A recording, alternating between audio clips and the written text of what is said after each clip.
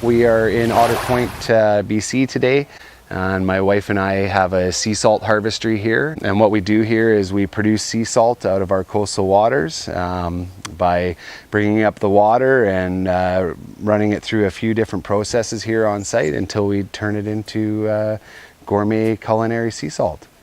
So, well, when we first started out, I was basically just going out on my boat and bringing back, literally bringing back jugs of water for Jessie, and she would disappear down into the basement and produce salt by basically just boiling salt down on our stovetop. And she started going out to farm markets with the salt, and every time she would go to the market, she was selling out. And started to think after a year and a half, she said, you know, like, I think we really have something here. So what we did was sold our home and went all in. We came out to this piece of land here in Otter Point. I built our home, I built the commercial kitchen, all of our facilities.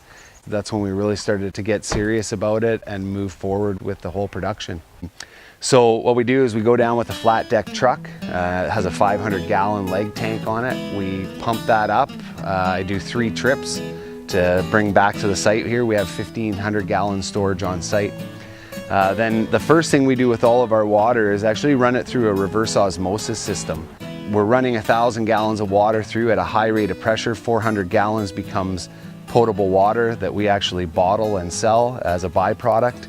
Then from there, we have a steam-generated boiler system that runs 3 large kettles, and we use those kettles to make a product that's called Fleur, which is a flaked salt. And you need the right circumstances to get that to happen, so that's why we use those particular kettles. So all of our flavor infusions we do within our commercial kitchen.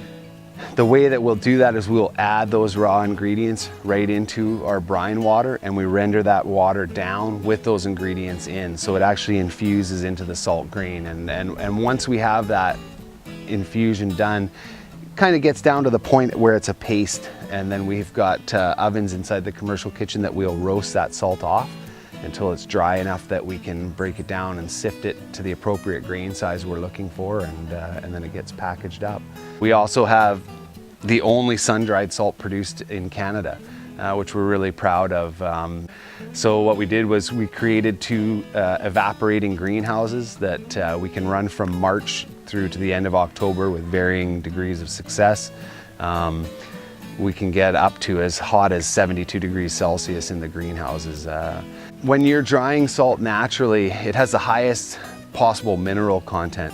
It also produces a very coarse salt, as opposed to a flake or a fine grain. It's a very coarse, chunky salt that's just got a really good mineral. It sounds silly to say, but it tastes much saltier. Fleur is very well balanced because you're kind of coaxing that flake away from the rest of the mineral, whereas the solar salt is very punchy.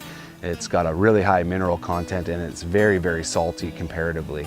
And yeah, it's been really unbelievable since we opened the doors to the public, what has come to the harvestry. People from all over the world. It's really, really cool.